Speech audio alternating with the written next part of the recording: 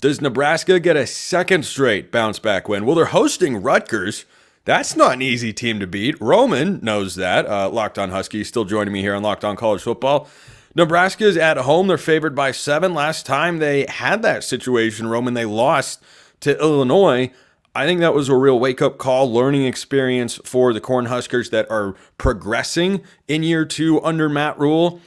I'm picking this in favor of Nebraska 24-17. As much as anything, I just want Nebraska fans to not have to watch their team give them another one possession loss. Because, man, those poor fans, they've just been through it. So I like Rutgers. They played well enough to win last week, but they did not play a completely dominant football game. I think Nebraska at home gets it done. I think I'm with you in this case. The one thing I'm looking at in this, and speaking of one possession losses, you're preaching to the choir there. One thing that I'm really be watching this game is Dylan Raiola versus this Rutgers secondary, where I think that if you're able to protect him and run the ball effectively at times too, there are going to be some holes in the back end of this Rutgers defense where it's solid, but I wasn't necessarily overly impressed. Will Rogers threw for over 300 yards. Denzel Boston, 51-yard catch and run touchdown. And that game was in Piscataway too. Yeah, it was. Yeah, and it was still, obviously super close, and Washington, as I said earlier, left a whole bunch of points on the field. I think that Nebraska finds a way to get it done. Yeah, I like the Cornhuskers in that spot. They're sitting 4-1 on the year, 1-1 in Big Ten play. Rutgers still hasn't lost a football game in the calendar year 2024.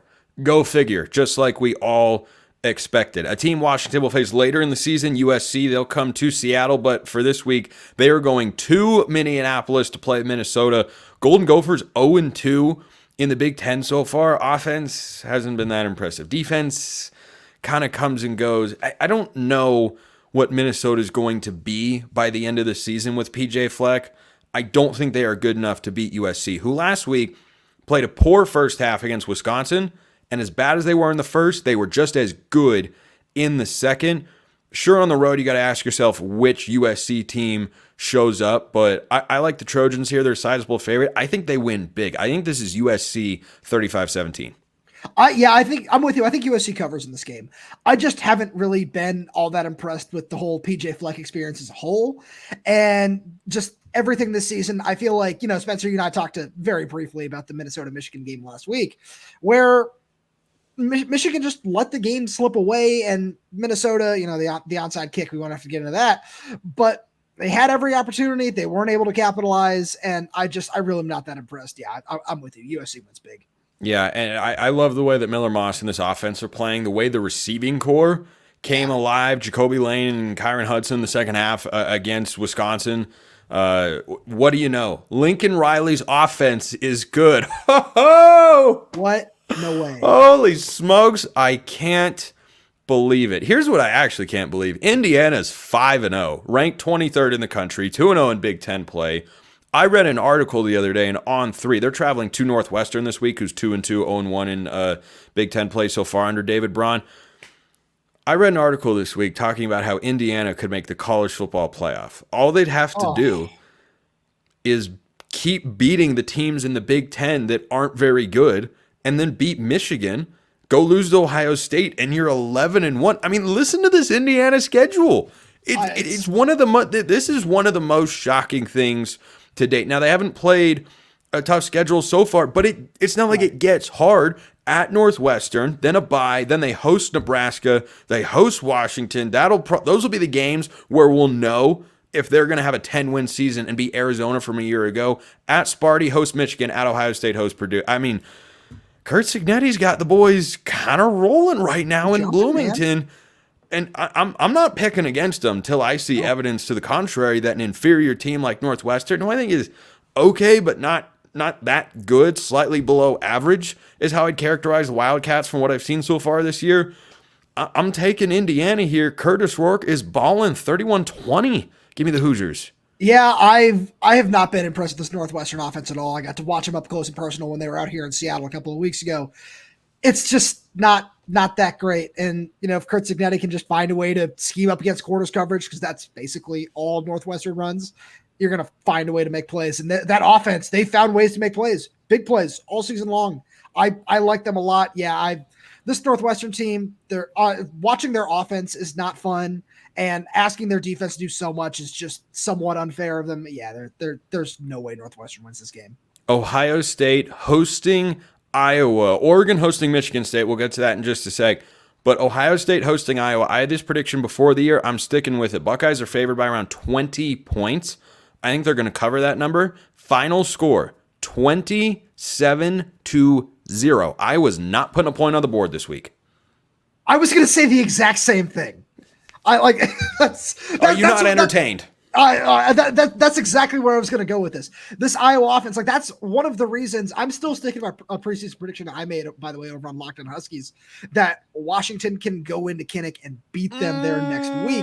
We'll get to that. We'll address that. We'll address that when the time comes. Yeah, we'll get to that next week. But it's because of this Iowa offense, Spencer. It's just, same thing, different year. Like that's all it is. This Buckeye it's better. I think it's better. I'm just like, I don't think it's ready for Ohio State on the road. Sure, like statistically, the numbers are objectively better. Right, but it's hard to get worse, sort of thing. So. Yeah. I'll believe you can hang with Ohio State when I see it. Purdue 27-0. Give me 35-0. Okay. I respect that. I still like Iowa's defense, but yeah, I could see it being 35-0. Last time I predict Iowa to not score a point, Big Ten championship game against Michigan, they didn't score a point. Purdue at Wisconsin. Who gets the first Big Ten win this week? I'll take Wisconsin. I don't know if they cover the 14 points though. It's 14. Yeah, I'm kind of with you there, but Wisconsin's going to win this game. This Purdue team is not fun to watch. No, new offensive coordinator because it wasn't going very well for Ryan Walters and company. They're looking for answers on that side of the ball. I think they seek more answers, but Wisconsin's they showed something in the first half last week against USC. Can they bring that same sort of energy? If they do, they cover the 14. If they don't, I think Purdue, new OC, it can provide a spark when you make a coaching change in there at times. And lastly, a couple of games that have big point spreads. I think Penn State, favored by about 4 touchdowns at home against UCLA, more likely to cover than Oregon at home against Michigan State. I do think both these teams are winning by a lot of points. Yeah, I was expecting a little more parity in these picks, but these games just, for the most part, feel very one-sided. Yeah, I think both these teams cover. This UCLA team especially is just, it's the same thing as Purdue. It's just not fun to watch. UCLA is bad. They're very, very bad. Yes. I know that this is the cutting edge analysis that all your everydayers tune into here on Locked On College Football. UCLA, bad.